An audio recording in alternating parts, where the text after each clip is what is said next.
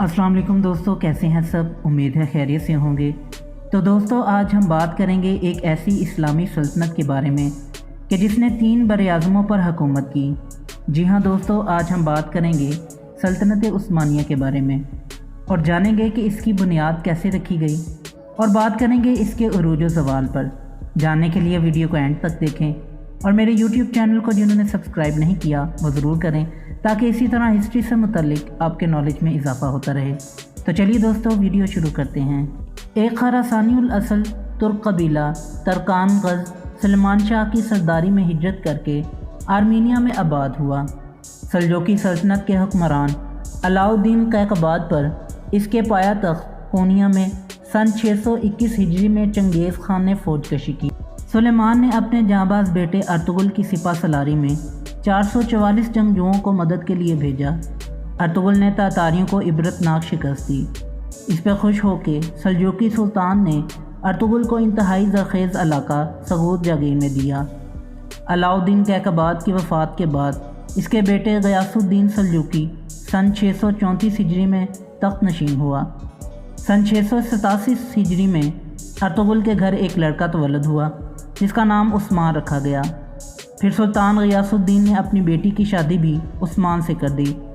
تاتاریوں کے حملے میں غیاث الدین جب مقتول ہو گیا تو عثمان سن 1299 میں کونیا پہ مسند نشین ہو گیا، اور یہیں سے سلطنت عثمانیہ کے نام سے ایک خود مختار سلطنت کی بنیاد پڑ گئی، اور اسرائیل بن سنجوق کی اولاد کی جو سلطنت 470 ہجری میں قائم کی گئی تھی، اس کا چراغ گل ہو گیا۔ خلافت راشدہ، خلافت امویہ اور خلافت عباسیہ کے بعد اسلامی تاریخ کی چوتھی بڑی خلافت عثمانیہ تھی، جو تقریباً 2 کروڑ مربع کلومیٹر پر محیط تھی۔ سلطنت عثمانیہ سن 1299 سے 1922 تک قائم رہنے والی ایک مسلم سلطنت تھی جس کے حکمران ترک تھے۔ اپنے عروج کے زمانے میں یہ سلطنت 3 براعظموں پر پھیلی ہوئی تھی، اور جنوب مشرقی یورپ، مشرق وسطیٰ اور شمالی افریقہ کا بیشتر حصہ اس کے زیر نگیں تھا۔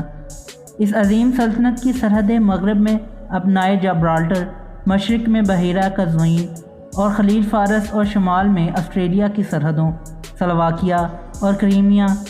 سلاطین عثمانی کے مجموعی تعداد 37 تھی۔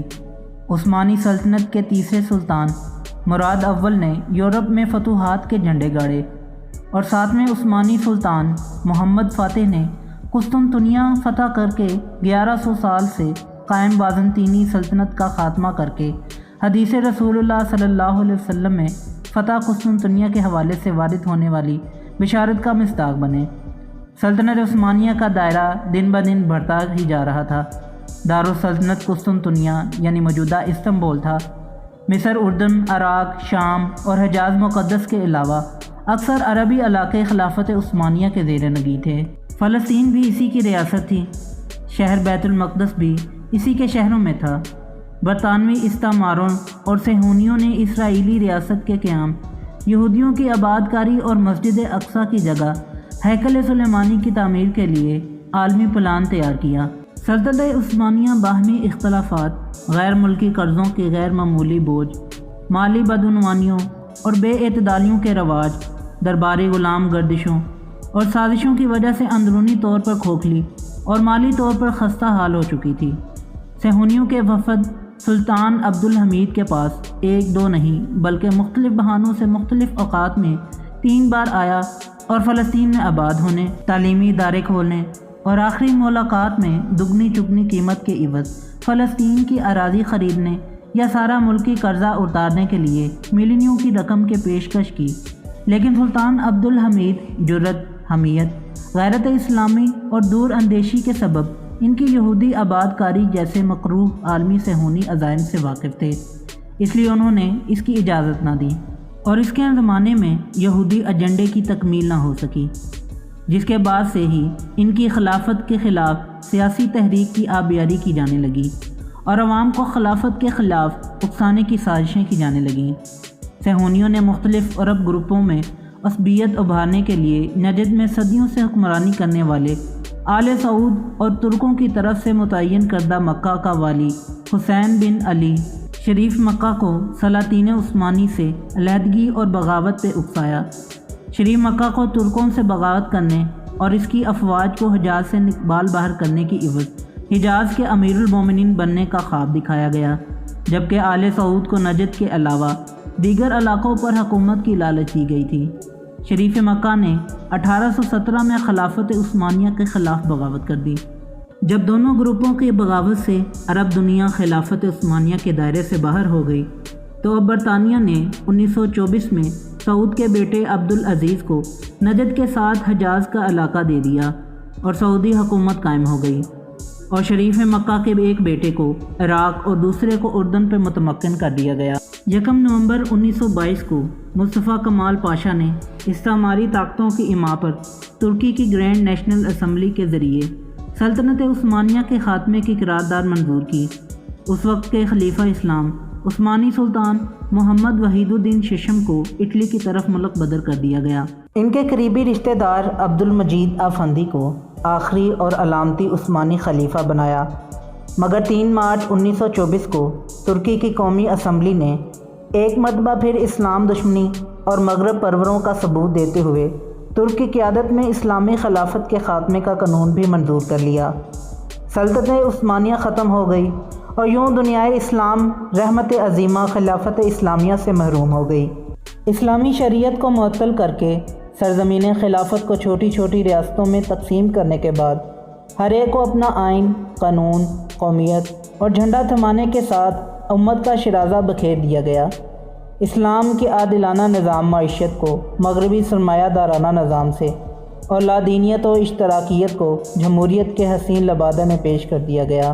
سقوط خلافت عثمانیہ کے بعد فلسطین پر برطانیہ نے قبضہ کر کے اپنا گورنر بٹھا دیا، جس نے یہودیوں کو اجازت دے دی کہ وہ فلسطین میں آ کر جگہ خرید سکتے ہیں اور آباد ہو سکتے ہیں۔ چنانچہ دنیا کے مختلف ممالک سے منظم پروگرام کے تحت یہودیوں نے فلسطین میں آ کر آباد ہونا شروع کیا۔ وہ فلسطین میں جگہ خریدتے تھے اور اس کی دگنی چگنی قیمت ادا کرتے تھے۔ فلسطینی عوام نے اس لالچ میں جگہیں فروخت کیں اور علماء کرام کے منع کرنے کے باوجود محض دگنی قیمت کی لالچ میں یہودیوں کو فلسطین میں آباد ہونے کا موقع فراہم کیا۔ فلسطینیوں نے اس کی کوئی پرواہ نہ کی اور دنیا کے مختلف اطراف سے آنے والے یہودی فلسطین میں بہت سی زمینیں خرید کر اپنی بستیاں بنانے اور آباد ہونے میں کامیاب ہو گئے، حتیٰ کہ 1945 میں اقوام متحدہ نے یہودیوں کو فلسطین کے ایک حصے کا حقدار تسلیم کر کے ان کی ریاست کے حق کو جائز قرار دے دیا اور فلسطین میں اسرائیل اور فلسطین کے نام سے 2 الگ الگ ریاستوں کے قیام کی منظوری دے دی، جس کے بعد برطانوی گورنر نے اقتدار یہودی حکومت کے حوالے کر دیا۔ خلافت عثمانیہ کے سقوط کے اس سارے سازشی تانے بانے کے پیچھے گریٹر اسرائیل کا قیام، مسجد اقصیٰ کی جگہ ہیکل سلیمانی کی تعمیر اور مسلمانوں کے قبلہ اول پہ ناپاک تسلط و قبضہ کار فرما تھا۔ مسلمانوں کے باہمی اختلاف اور گروہی عصبیتوں نے صہیونیوں کو اپنے مقصد میں کامیاب کر دیا۔ تو دوستو، یہ تھی آج کی ویڈیو پسند آئی ہو تو لائک ضرور کریں اور میرے یوٹیوب چینل کو سبسکرائب کریں۔ پھر ملتے ہیں ایک نئی ویڈیو کے ساتھ، تب تک کے لیے اجازت دیں۔ اللہ حافظ۔